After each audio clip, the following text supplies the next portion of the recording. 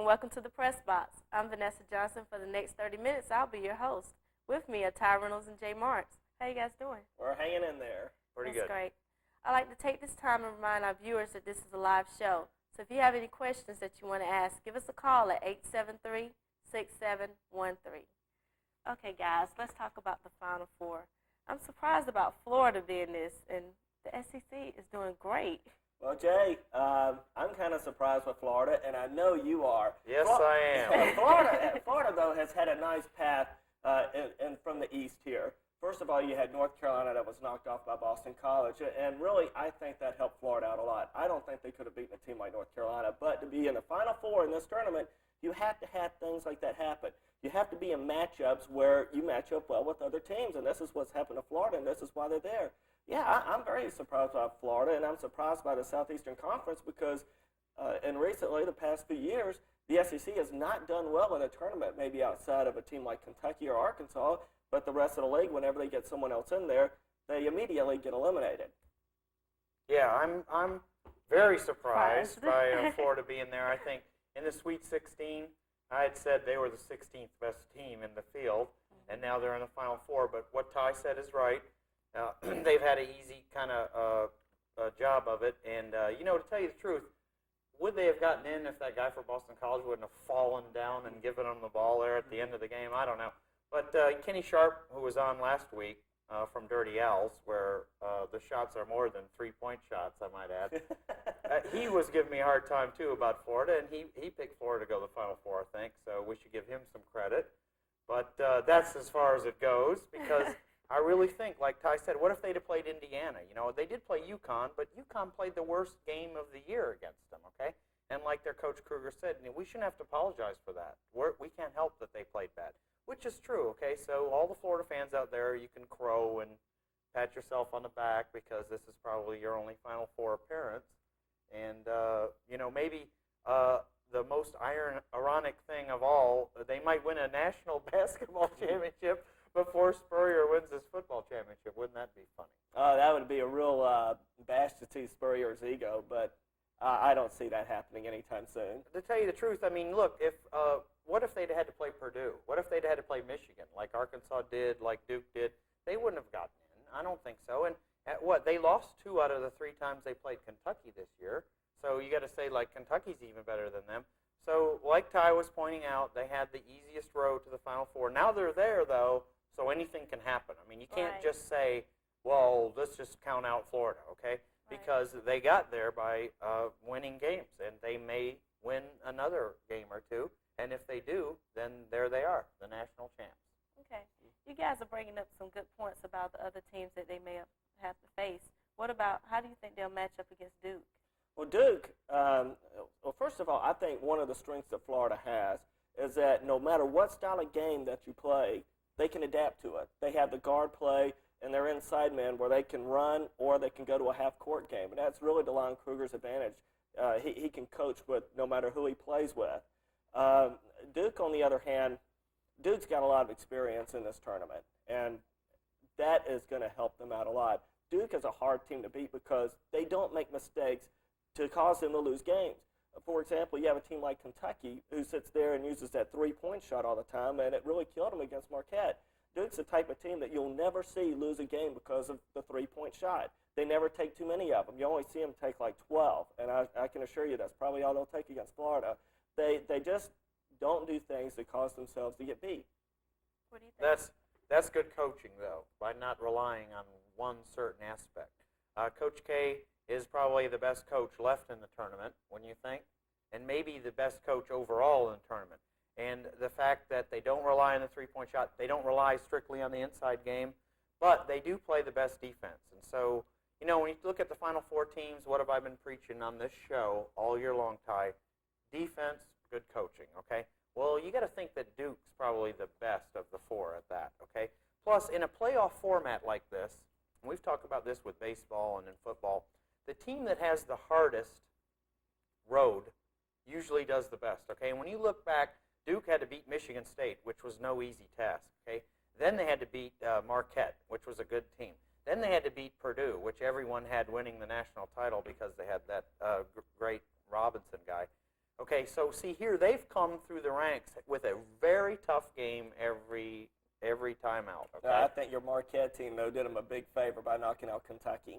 Yeah. Well, Yeah. see, whether they had to play Marquette or Kentucky is the point I'm trying to make. They had the hardest road to go through to get to the Final Four.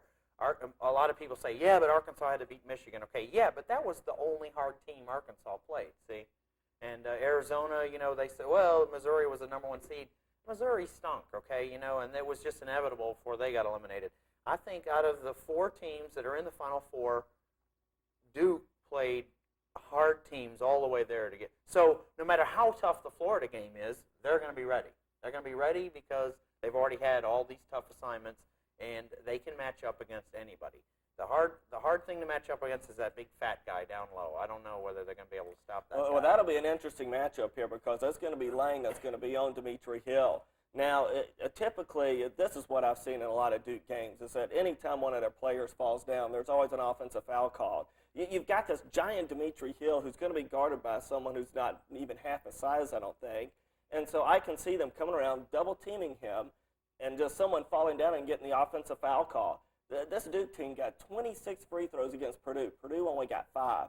Now, I'll give it to Duke that, hey, about 5 or 6 of those free throws came at the end of the game when Purdue was wanting to foul and try and make them shoot free throws and miss. But still, if you take away 5 or 6 free throws, that's still 4 times as many free throws. If the referees sit there and call really a light game, ticky-tack fouls and call a bunch of offensive charges, that's really going to favor Duke and hurt Florida a lot. Still, anything, I see the point you're making, but the people said the same thing about Indiana. Okay, you know how they always get the calls, they go to the free throw line.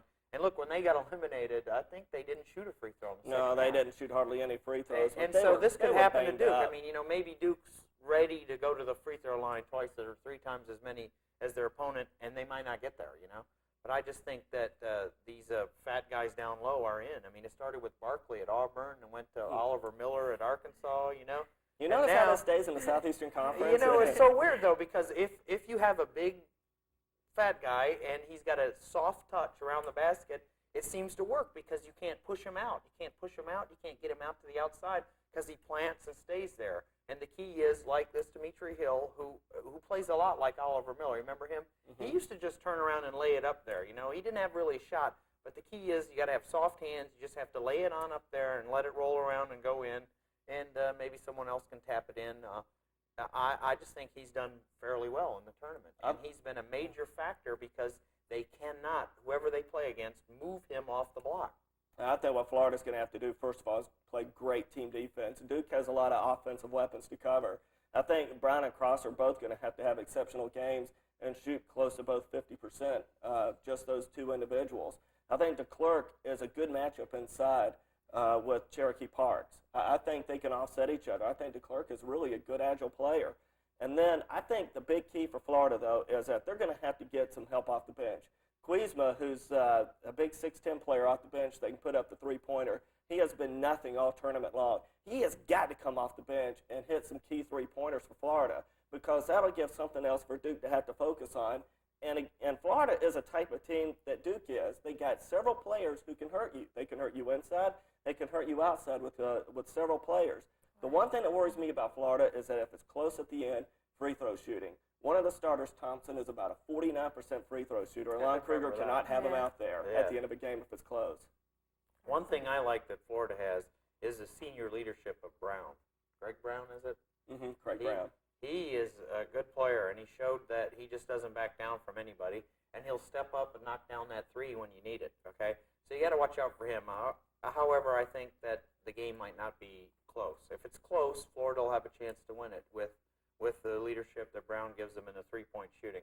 However, I think that Duke will probably take them out of their game early, much like they did Purdue. I mean, who would have thought that Duke would have done that to Purdue?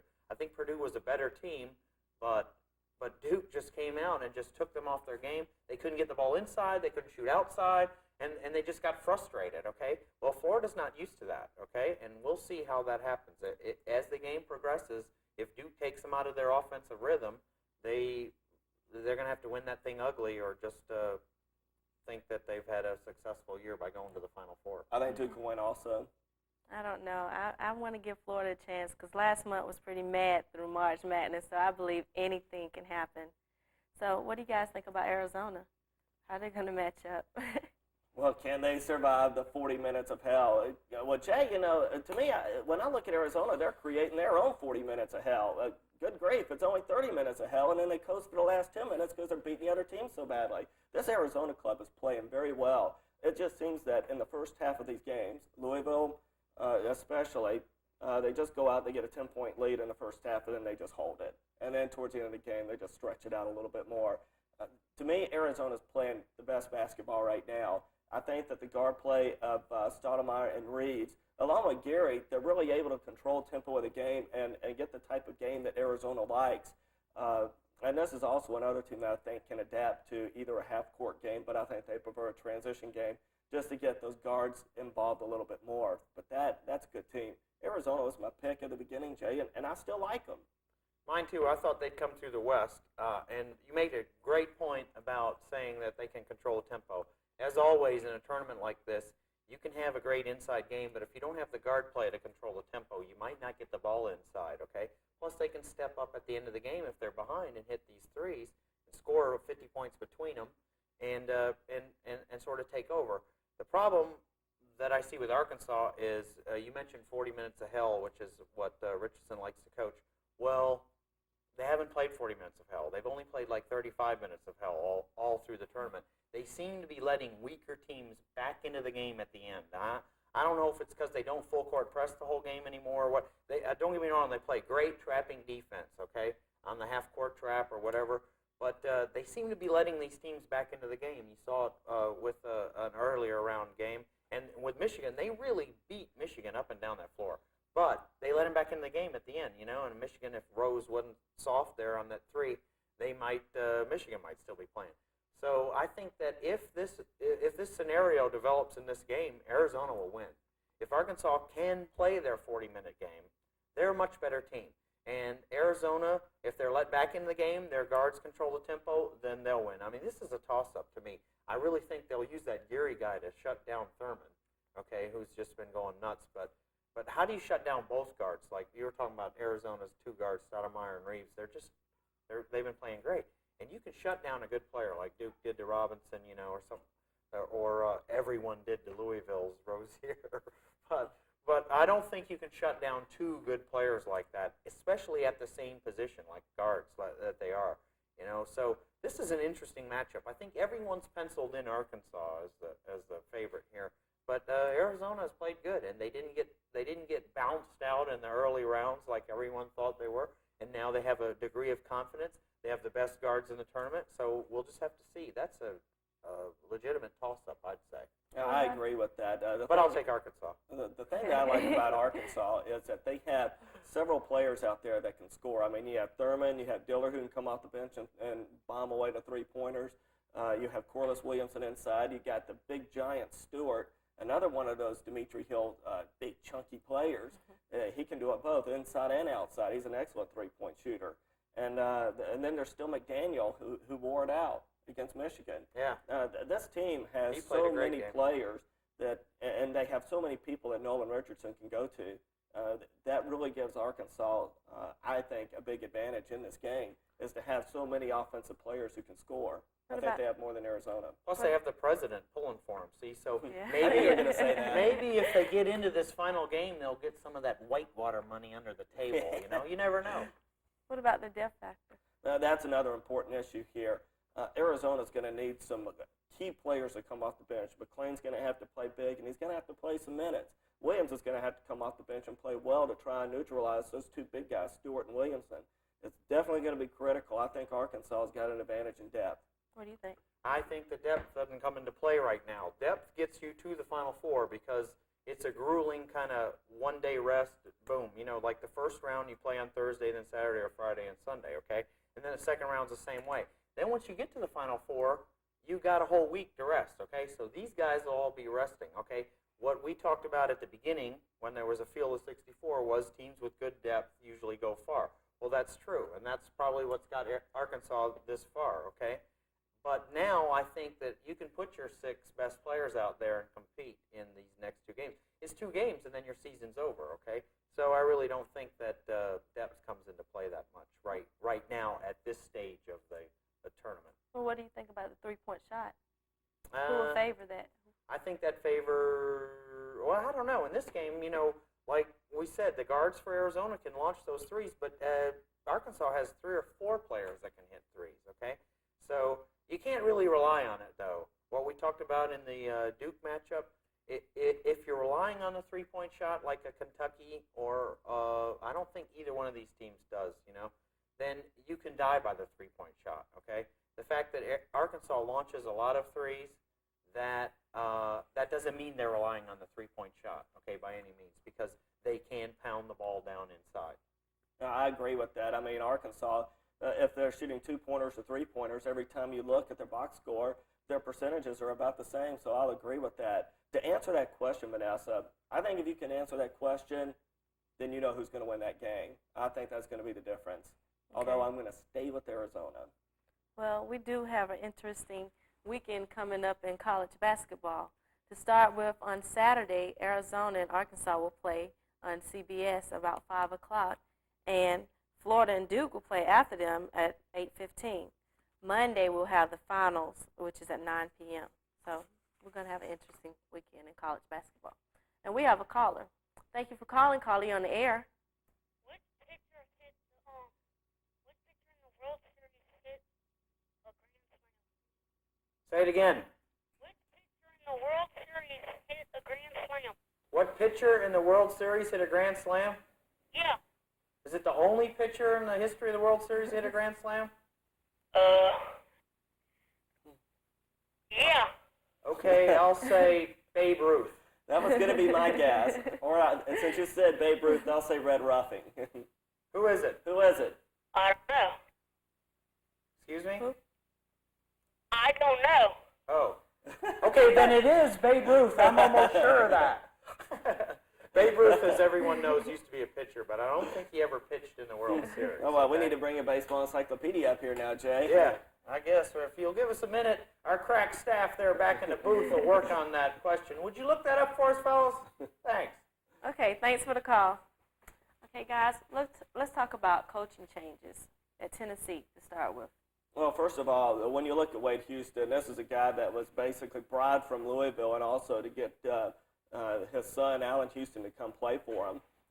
Wade Houston was earning $270,000 a year, so Tennessee puts a lot of stock into their basketball coach. I think that the problem, what they wanted to do with Wade Houston was that Tennessee needed to recruit Memphis. The key was to recruit the black players from Memphis. He could not do it. Nolan Richardson and Memphis State, with Larry Finch, were still getting all the talent out of the west side of the state. Houston really couldn't get it done and was really not getting good ball players there, and his record shows. I think getting O'Neal is an excellent choice. I think you'll see Tennessee start recruiting up north with his background. You better believe it. Yeah, and I think Tennessee will really benefit from that move. Not just up north. I think that O'Neal is going to be a national recruiter. I think he brings a lot more to the recruiting table than Houston did, obviously. But he is a national recruiter along the lines of Bobby Crimmins, like that. And the way he turned that Marquette program around, I know everyone thinks of Marquette as a great program because they won a championship. They went to the Final Four about 3 times under Al McGuire. But, hey, that was like 20 years ago. Yeah. They had fallen on some real hard times. I'm talking about like some 5 and 20 seasons and stuff like that. And he took that program and just turned them right around.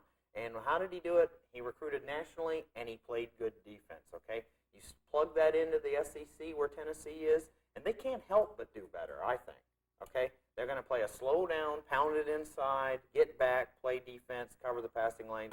That's what he did at Marquette. He turned the program around. That's what he's going to do at Tennessee. And I like his comment in his press conference. He's not guaranteeing this SEC championship. He's not guaranteeing that they're going to go to the Final Four or the NCAA tournament. He's going to guarantee that Tennessee is going to have fine young men representing them in the basketball program. And he'll stand on that promise right there. And once he gets that program in a couple of years, they'll be competitive, not just in the SEC, but in every game they play, they're going to be competitive. Okay. Well, we have a phone call. Thank you for calling. Caller, you're on the air. Hello?